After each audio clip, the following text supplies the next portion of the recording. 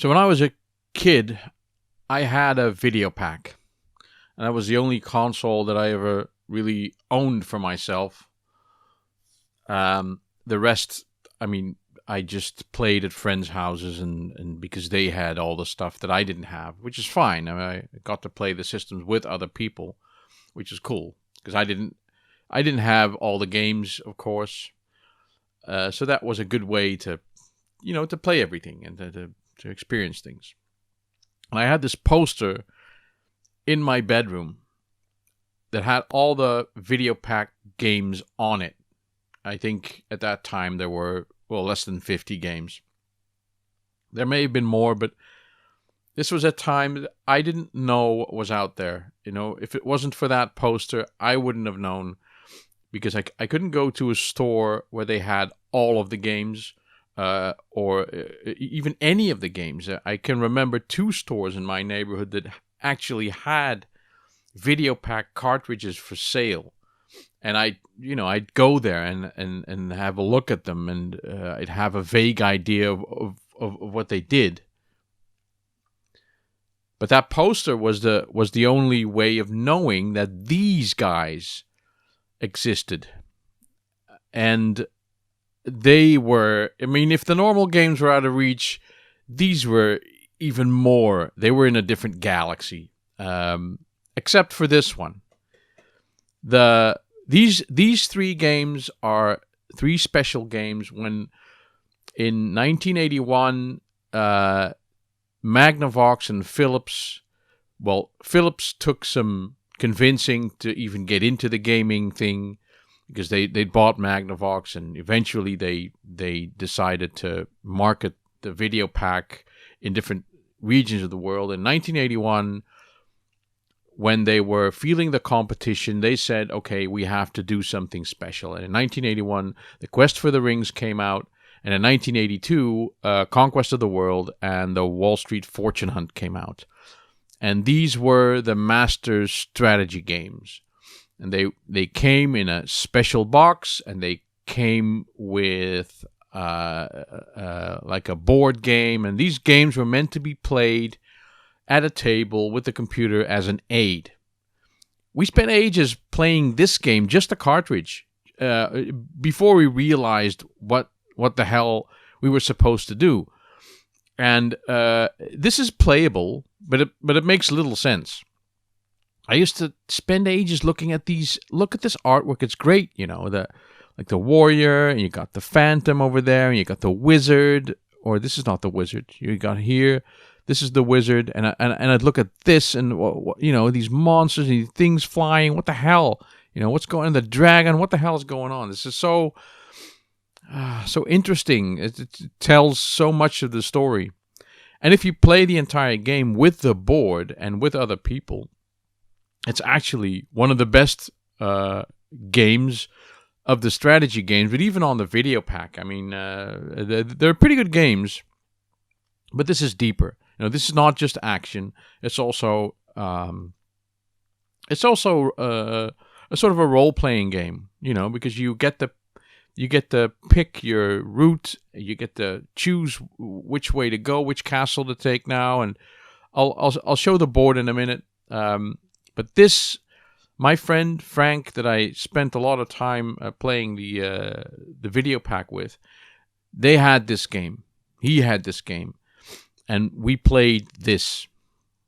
The other 2 games, I had no clue. I knew them from the poster, but I had no clue what they did. But they looked equally interesting, maybe not fantasy, but especially Conquest of the World. That was the one other game that I thought, man, I wonder, I wonder what kind of game that is. And eventually, it turns out it's much like Risk. And I haven't played it yet, but I'm willing to give that a try. The other one, the Wall Street Fortune Hunt, is boring. It's all about the stock market and buying stuff and buying precious materials and hoping they'll go up and all that kind of thing. I've played those games before. Not too interesting. I'm not too tempted to play that.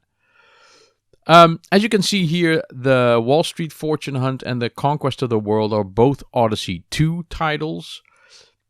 Philips, they took these games and marketed them for different regions in the world.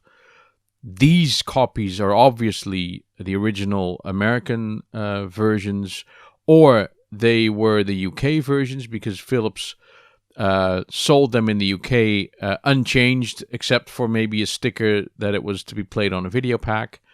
But in all other regions, there were localized versions with different manuals and different boxes. But they were all in special large boxes like these. This one, of course, Philips had the numbering system. This was 42, I think 43 and 44, something like that, or even 46. I'm not exactly sure about the numbering.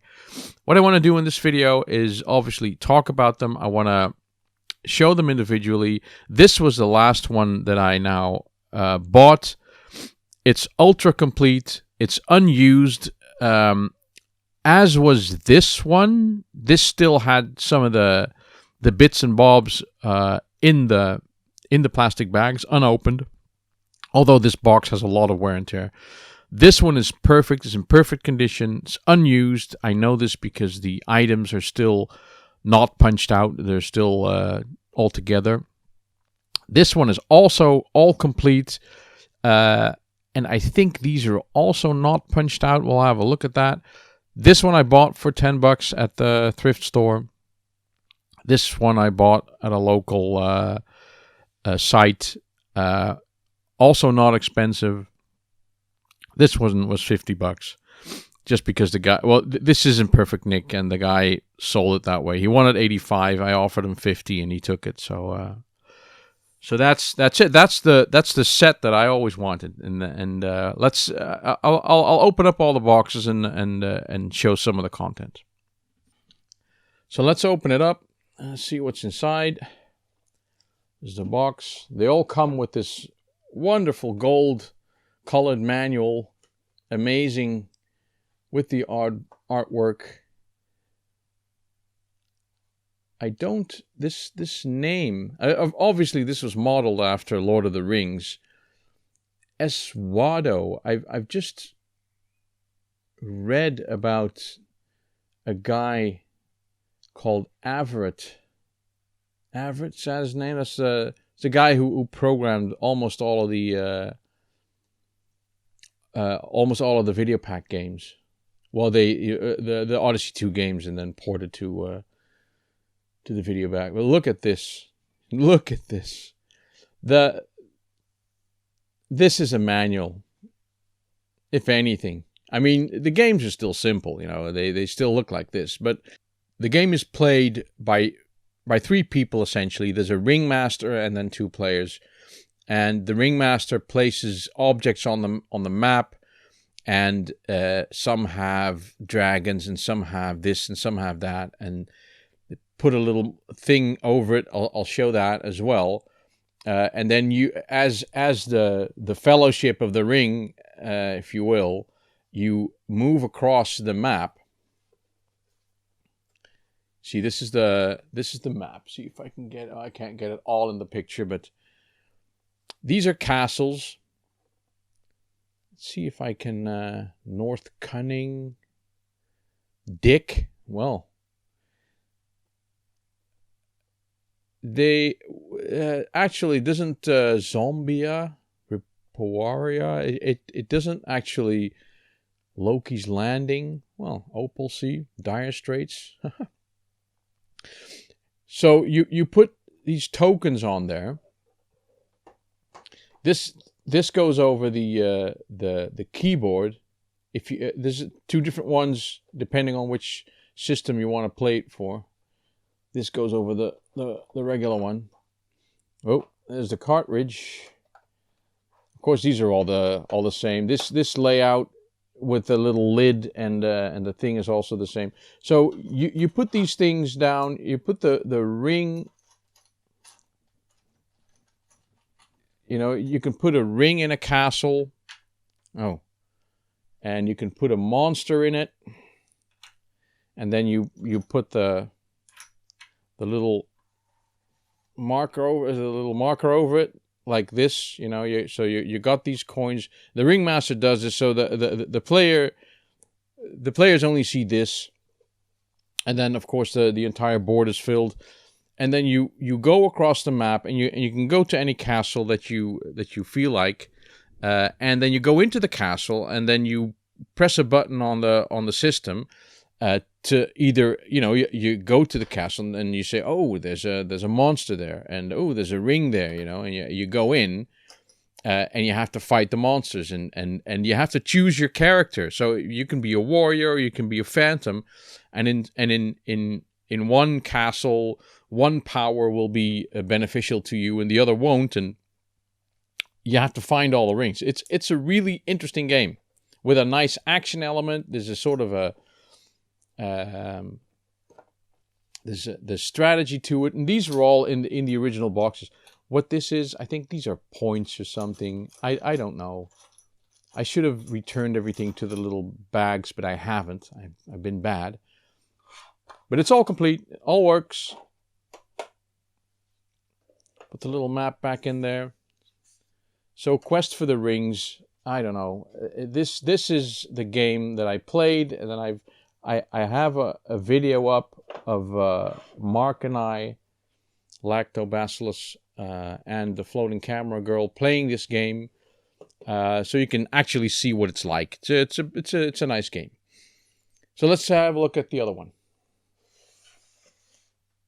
So this is the Wall Street Fortune Hunt, the Great Wall Street Fortune Hunt. As you can see, the box is a little worse for wear, but you open the box up.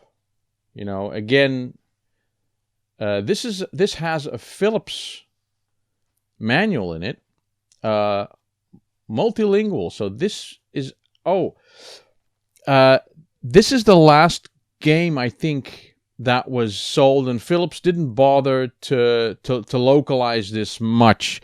This is number 46. See that? So they numbered it, but they put in a little booklet, and that's it. The rest is all the way it came, but it has the same kind of manual. It has a little ribbon here to keep the lid open, which doesn't work now. Let's just quickly flip through this manual as well. As you can see, it's a little worse for wear, but it's still, when it's a question of money, everyone is of the same religion. There we go, Voltaire. North American Philips Consumer Electronics Company. I've looked at this. You know, I've looked at how to play this, but what can I say? It's a money game. Just look at the manual, and this has like a news ticker going, and that will influence the gameplay, and you have to buy and sell stocks. But look at this, you know, it's got tables and things to write down. Look at this! Look at this! Interest on margin accounts. Okay, I guess it's educational, but geez, it even, somewhere in the manual, it even suggests to read 3 books. These are the companies that are on the stock markets. IBM is there. McDonald's is there. Procter & Gamble. These are all still around. Oh, there we go. If you want to learn more about making money with money, here are 3 excellent sources. How to buy stocks, the stock market, and investments. Amazing, isn't it? They don't make them like they used to. And this is actually like the unchanged cartridge, Odyssey2. This is how it was sold in the UK, but apparently also in the Netherlands, because Philips didn't. See, this has got like the silver and gold and platinum things. And then when I bought this in the thrift store, I asked the guy, "Is it complete?" And he didn't even know. And he showed me this. He said, "Well, this is it." And then I lifted this plastic cover up. Look at this, you know. Oh, this got my. Oh, I can see what I paid for it. I paid $16, and then with tax $19.50. It's got an investment record book. Oh, look, see, I can write down everything that I've done in a little book, and I've got 2 of these books, and then there's a little board here. This is amazing. This is amazing. Oh, okay. This is what we saw in the manual. It looks horrible, but it's a game. It's a board game, and if you really wanted to, you can you can play this. But after reading the manual, I was so bored. I didn't want to play it. $20. I thought I paid 10, but it was a little bit more. Put the receipt back in. And I don't know what these games cost when they were new, actually. But they I mean, a regular game was $50 already, €50. Now, as we'll see later, this is missing one thing that was supposed to be discarded with all of these games, and my last one still has it. So let's have a look at the last one.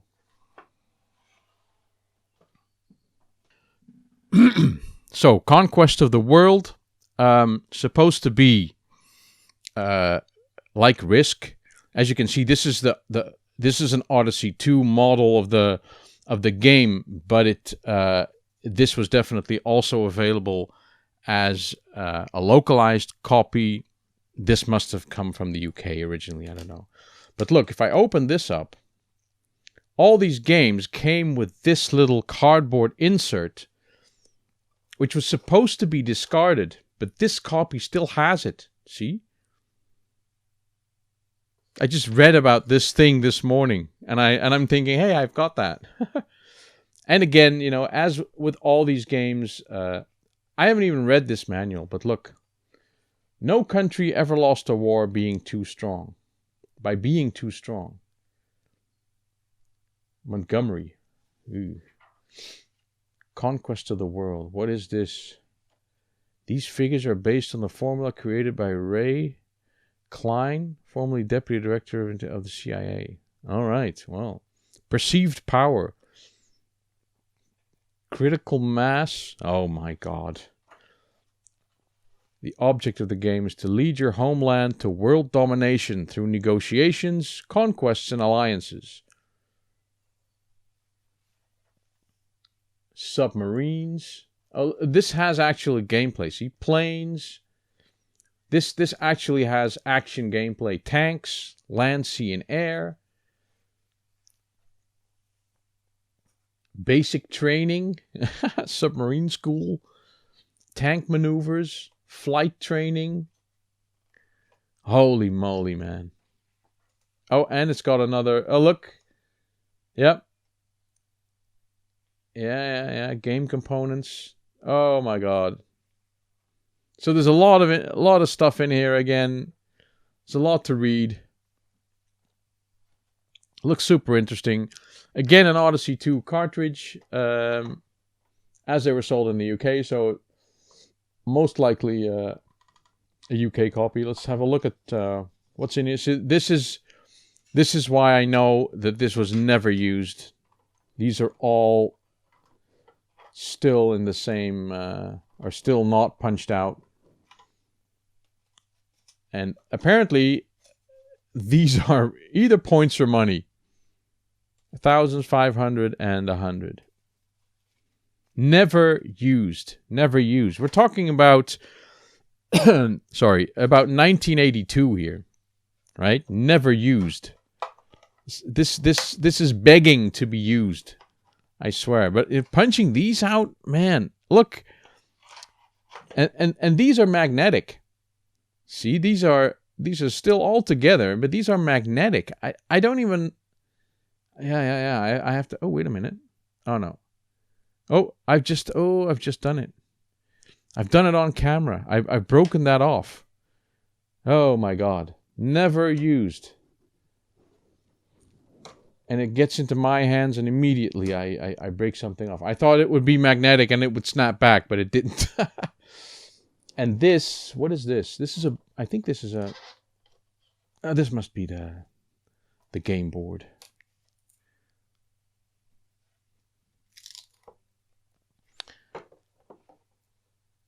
Oh, yeah. There we go. This is the world. Any countries on there that no longer exist? Well, Taiwan, South Korea, yep. Czechoslovakia, Czech Republic now. Cuba, the United States going downhill. Well, West Germany, all right, yeah. So, yeah, that's. I'm actually looking forward to trying out this one. This seems like. Can I just? I wonder why. I maybe they're not magnetic. Maybe they're really heavy. No, they're not magnetic. They're just heavy. Anyway, my look at the strategy games for the Philips Videopac and the Odyssey2. An amazing history. The people who I have to put this back together right. Yeah, it goes like this. The people who were involved in the hardware. This Averitt guy that I talked about. He worked for Intel at first, and then he moved over to Magnavox and wrote these games. And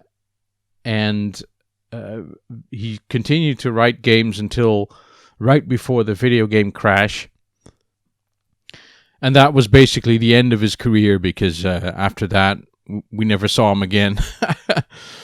But he had a lot of stuff on his resume, all of these games. And they're simple games, and I've said this before, they're simple games, but they're really playable. And it's probably still fun to write software for the system now, and you can. It's pretty easy. So that's a little family. I don't know how much money these are worth, and I don't really care. But this is what I wanted to show. The poster that I had on my wall has now become a reality. This came in yesterday, so.